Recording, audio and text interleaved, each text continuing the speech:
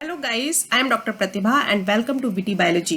तो बच्चों today we are going to start a very new chapter that is cell structure and functions. So without time waste किए हुए बच्चों, let's get started. So बच्चों we will start this chapter with a very interesting topic that is discovery of cell. तो इसमें हम पढ़ेंगे कि cell की खोज किसने की और सेल की खोज कैसे हुई. तो सबसे पहले बच्चों रॉबर्ट हुक नाम के एक साइंटिस्ट हुए जिन्होंने 1665 में कॉर्क की एक स्लाइस ली. कॉर्क यानी ट्री बार्क का एक पार्ट. अब इन्होंने इस कॉर्क स्लाइस को मैग्नीफाइंग डिवाइस यानी कि प्रिमिटिव माइक्रोस्कोप की मदद से देखा तो इन्हें कुछ ऐसी स्ट्रक्चर दिखाई दी. अब यदि आप ये ध्यान से देखेंगे तो this structure is like a honeycomb यानी कि मधुमक्खी के छत्ते जैसी है. इसमें टाइनी बॉक्सेस हैं, छोटे छोटे बॉक्सेस और वी कैन से छोटे छोटे कंपार्टमेंट्स हैं and these boxes are separated from each other by a wall और we can say by a partition. तो रॉबर्ट हुक ने इन टाइनी बॉक्सेस को क्या नाम दिया? सेल का नाम दिया. ठीक है. सेल बेसिकली बच्चों एक लैटिन का वर्ड है. लैटिन एक लैंग्वेज है और ये लैटिन भाषा का एक शब्द है जिसका मतलब होता है अ लिटिल रूम. बाद में पता चला कि जिन सेल्स की खोज रॉबर्ट हुक ने की थी दो सेल्स वर डेड यानी कि ये लिविंग सेल्स नहीं थी. ये कैसी सेल्स थी? Dead cell. क्लियर बच्चों? अब बच्चों आपकी एनसीईआरटी में एक बहुत बहुत इंपॉर्टेंट लाइन लिखी हुई है कि cell is the basic structural unit of living organism. इस बात को ध्यान से सुनिएगा कि इसका मतलब क्या है. देखिए आप किसी घर में रहते हैं, वो फ्लैट भी हो सकता है, वो कोई हाउस भी हो सकता है, या फिर आपने और भी बिल्डिंग देखी होगी, शॉप देखी होगा, मॉल भी देखा होगा आपने. तो आपने यदि ध्यान दिया होगा तो इन सारी बिल्डिंग्स की शेप, साइज सब कुछ अलग अलग है लेकिन इनकी एक बेसिक स्ट्रक्चर है. देखिए ध्यान से सुनिए. आप किसी भी बिल्डिंग की वॉल को ले लीजिए तो वो किससे मिलकर बनी है? वो ब्रिक्स से मिलकर बनी है. तो यानी कि जो ब्रिक्स है that is basic structural unit of any building. इतना क्लियर? सिमिलरली हम लिविंग ऑर्गेनिज्म, चाहे वो छोटे ऑर्गेनिज्म हैं, चाहे वो बड़े ऑर्गेनिज्म हैं, चाहे वो कैसे भी ऑर्गेनिज्म हैं, वो सब सेल से मिलकर बने हैं. इसलिए सेल को basic structural unit of living organism के नाम से भी जाना जाता है. तो यदि आपके एग्जाम में ये क्वेश्चन आता है कि how cell is the basic structural unit of living organism, तो यू शुड राइट कि all the living organisms are made up of cells. So cell is the basic structural unit of living organism.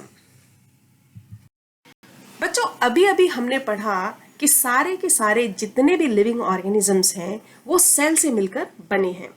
तो क्या ऐसा है कि सभी living organisms में cell का नंबर सेम होता है? डेफिनेटली नहीं. बेसिकली सेल नंबर के आधार पर ऑर्गेनिजम्स को ब्रॉडली दो पार्ट्स में डिवाइड किया गया है. एक वो जिनकी बॉडी केवल एक ही सेल से मिलकर बनी होती है यानी कि यूनिसेलुलर ऑर्गेनिज्म. बच्चों ध्यान से सुनिएगा. यूनि मीन्स होता है वन.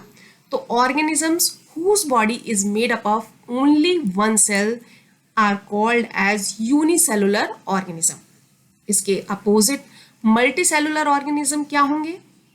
एग्जैक्टली मल्टी मीन्स होता है many. So organisms whose body is made up of more than one cell are known as multicellular organism. बच्चों वीडियो पसंद आ रहा हो तो प्लीज चैनल को सब्सक्राइब कर दीजिएगा और वीडियो को लाइक कर दीजिएगा. अब बच्चों यूनिसेलुलर ऑर्गेनिज्म के एग्जाम्पल देखें तो सबसे पहला इसका एग्जाम्पल है अमीबा. अमीबा एक यूनिसेलुलर ऑर्गेनिज्म है. ठीक है. यानी कि इसकी बॉडी केवल एक सेल की बनी होती है. आप देख पा रहे हैं ये जो फिगर है ये अमीबा का है, पहला वाला. ठीक है. इसकी बॉडी एक ही सेल की बनी है. दूसरा इसका एग्जाम्पल हो सकता है पैरामीशियम. ओके. शू शेप्ड लाइक स्ट्रक्चर है, जैसे कि शूज की शेप होती है वैसा कुछ स्ट्रक्चर है, but it is also a unicellular organism. बच्चों आपको जानकर हैरानी होगी कि जो मल्टीसेलुलर ऑर्गेनिज्म होते हैं उनकी लाइफ भी as a single cell start होती है यानी कि वो भी एक सिंगल सेल से ही डेवलप होते हैं. आप आगे के चैप्टर्स या आगे की क्लासेस में पढ़ेंगे कि जायगोट यानी कि फर्टिलाइज एग से कैसे एक मल्टी सेलुलर ऑर्गेनिज्म डेवलप होता है।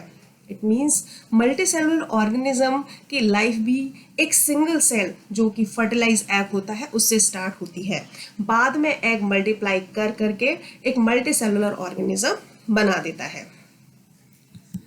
देखिए बच्चों, अभी हमने पढ़ा कि कुछ ऑर्गेनिज्म ऐसे होते हैं जो एक ही सेल से बने होते हैं यानी कि यूनिसेलुलर ऑर्गेनिज्म, और कुछ ऑर्गेनिजम्स ऐसे होते हैं जिनमें मोर देन वन सेल्स होती हैं यानी कि मल्टी सेलुलर ऑर्गेनिज्म। अब आपके दिमाग में ये क्वेश्चन आ सकता है कि क्या ऐसा होता है कि नंबर ऑफ सेल से किसी ऑर्गेनिज्म का फंक्शन अफेक्ट होगा, यानी कि कोई यूनिसेलुलर ऑर्गेनिज्म है तो उसमें कुछ फंक्शन नहीं होंगे और कुछ मल्टी सेलुलर ऑर्गेनिज्म होगा तो उसमें सारे फंक्शन होंगे। ऐसा बिल्कुल भी नहीं है। देखिए, मैं आपको एग्जांपल देके समझाती हूँ। जैसे कि अमीबा एक सिंगल सेल्ड ऑर्गेनिज्म है, अभी अभी हमने पढ़ा, तो आपको जानकर हैरानी होगी कि एक सिंगल सेल में ही सारे फंक्शंस होते हैं। जैसे कि it is capable of capturing and digesting food, it can respire also यानी रेस्पिरेशन भी कर सकती है, एक्सक्रीशन भी होता है, it grows also and it reproduce also. It means single cell organism होने का ये मतलब नहीं है कि कुछ भी उसका फंक्शन हैम्पर होगा। बस क्या होता है, इन multicellular organism same function के लिए बहुत सारी सेल्स मिल जाती हैं, ये टिश्यू बनाती हैं और ये टिश्यू फाइनली एक ऑर्गन बना देते हैं, और वो ऑर्गन उस पर्टिकुलर फंक्शन के लिए स्पेशल होता है। तो मल्टी सेलुलर ऑर्गेनिज्म में बेसिकली क्या होता है कि ग्रुप ऑफ सेल्स होती हैं, दिस ग्रुप ऑफ सेल और particular group of cells is known as tissue, और टिश्यू बहुत सारे टिश्यू मिलकर एक ऑर्गन का निर्माण करते हैं दैट परफॉर्म स्पेसिफिक फंक्शन। मैं एग्जांपल देके समझाती हूँ। देखिए, जैसे हम ह्यूमंस में एक लंग्स ऑर्गन होते हैं, वो किसके लिए होते हैं, रेस्पिरेशन के लिए। सिमिलरली किडनी का क्या फंक्शन है, एक्सक्रीशन। तो ये सारे ऑर्गन्स किससे बने हैं, ये सारे organs basically group of cell से ही मिलकर बने हैं, ठीक है। सिमिलरली प्लांट के केस में देखें तो रूट्स का काम है absorption of water and mineral, and leaves का काम क्या है, फूड की सिंथेसिस करना। तो ये सारे ऑर्गन जो पर्टिकुलर फंक्शन के लिए स्पेशल होते हैं, पर्टिकुलर फंक्शन को करते हैं, they are basically made up of group of cell. Now we will talk about shape of the cells. Cell की शेप कैसी हो सकती है, तो बच्चों बहुत वेरिएशन है। सबसे पहले बात करते हैं इर्रेगुलर शेप सेल्स की। या इर्रेगुलर नाम से आप पता कर पा रहे हैं कि कोई रेगुलर शेप नहीं है, कोई डेफिनिट शेप नहीं है, ये सेल्स अपनी शेप चेंज करती रहती हैं। और इसकी एग्जांपल है बच्चों white blood cells in human blood, okay. WBC जो कि ह्यूमन ब्लड में पाई जाती हैं वो इर्रेगुलर शेप होती हैं। दूसरा इसका एग्जाम्पल है बच्चों अमीबा। अमीबा बेसिकली एक सिंगल सेल्ड ऑर्गेनिज्म है, ठीक है, जिसकी बॉडी, इसका मतलब क्या हुआ, जिसकी बॉडी एक ही सेल से बनी होती है। It keeps on changing its shape, और वो क्यों चेंज करता है, due to formation of pseudopodia.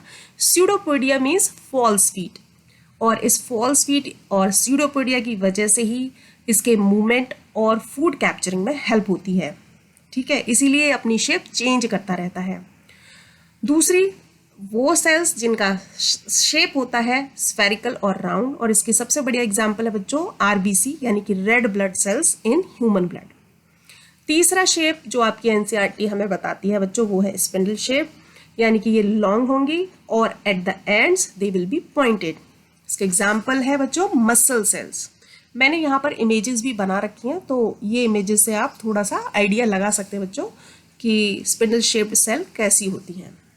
Some cells may be long and branched, और इसका एग्जाम्पल है बच्चों nerve cell. Nerve cell basically एक जगह से मैसेज रिसीव करती हैं और उसे दूसरी जगह ट्रांसफ़र करती हैं, इसीलिए ये साइज में लॉन्ग होती हैं और ब्रांच्ड भी होती हैं। For your convenience I have drawn one diagram here. This is one nerve cell. You should practice this diagram at home because in your exam sometimes they may ask what are nerve cells, what is their function, and draw a diagram of that. So you can handle this question very nicely there. अब question arise होता है कि cell की shape का निर्धारण कौन करता है। तो it is a cell membrane which is responsible for shape of the cell. ठीक है, मतलब सेल मेम्ब्रेन की वजह से ही किसी सेल का पर्टिकुलर शेप होता है। ये तो बात हुई एक एनिमल सेल की, but in case of plant cell, cell membrane के अलावा भी एक एडिशनल आउटर कवरिंग होती है जिसे हम सेल वॉल के नाम से जानते हैं। And this cell wall provide shape also and it provides rigidity to the cell. बच्चों, सेल मेम्ब्रेन और सेल वॉल ये आपके लिए नए टर्म हो सकते हैं, बट आगे के पार्ट में या आगे के लेक्चर्स में हम इन टर्म्स को बहुत डिटेल में डिस्कस करेंगे जब हम पढ़ेंगे सेल का structure. Now we will talk about size of the cell. तो बच्चों, मेरा आपसे सवाल है कि आप क्या सोचते हैं कि एक टिपिकल सेल का क्या साइज होता होगा? देखिए बच्चों, सेल का साइज बहुत वेरी करता है। कुछ सेल्स बहुत छोटी होती हैं, इतनी छोटी कि आप उन्हें अपनी नेकेड आई से नहीं देख सकते। उनके लिए आपको कुछ मैग्नीफाइंग डिवाइस या माइक्रोस्कोप की ज़रूरत होगी। इसके कॉन्ट्रास्ट में कुछ सेल ऐसी भी हैं जिन्हें आप नेकेड आई से बहुत आराम से देख सकते हैं, और इसका एग्जाम्पल है बच्चों हेन्स एग, यानी कि मुर्गी का अंडा। मुर्गी का अंडा आप सभी ने देखा है और आपको जानकर हैरानी होगी कि ये भी एक सेल है। तो आपकी एनसीईआरटी हमें बताती है बच्चों कि साइज ऑफ सेल में वेरी फ्रॉम अ माइक्रोमीटर और माइक्रोन टू फ्यू सेंटीमीटर। सबसे छोटी सेल एक बैक्टीरिया है जिसका साइज होता है 0.1 टू 0.5 माइक्रोन, और सबसे बड़ी सेल है ऑस्ट्रिच का एग जिसकी डायमेंशन मैंने यहाँ मेंशन कर दी है। अब बच्चों, मेरा आपसे एक सवाल है कि क्या ऐसा होता होगा कि कोई एनिमल या कोई ऑर्गेनिज्म बड़ा है तो उसकी सेल्स बड़ी होती होंगी और कोई ऑर्गेनिज्म छोटा है तो उसकी सेल्स छोटी होती होंगी? बच्चों, ऐसा बिल्कुल भी नहीं है। इसका मतलब ये नहीं है कि एक एलिफेंट की सेल का साइज एक रैट की सेल के साइज से हमेशा बड़ा होगा। एक्चुअली सेल की साइज को डिटरमाइन उसका फंक्शन करता है, इसीलिए आपकी एनसीईआरटी बताती है कि size of cell is related to its function. और इसका सबसे बढ़िया एग्जांपल है नर्व सेल। बच्चों, नर्व सेल है जो कि मैसेजेस को एक जगह से रिसीव करके दूसरी जगह उन मैसेजेस को पहुंचाती हैं, इसीलिए इनका साइज काफ़ी बड़ा होता है। तो बच्चों, आप नर्व सेल चाहे किसी एलिफेंट की ले लीजिए चाहे किसी रैट की ले लीजिए, वो साइज में हमेशा बड़ी ही होंगी। क्लियर बच्चों? सो बच्चों, this is all about this lecture. Next video के साथ मैं जल्दी ही आपके सामने हाजिर होंगी। तब तक के लिए बाय बाय, टेक केयर।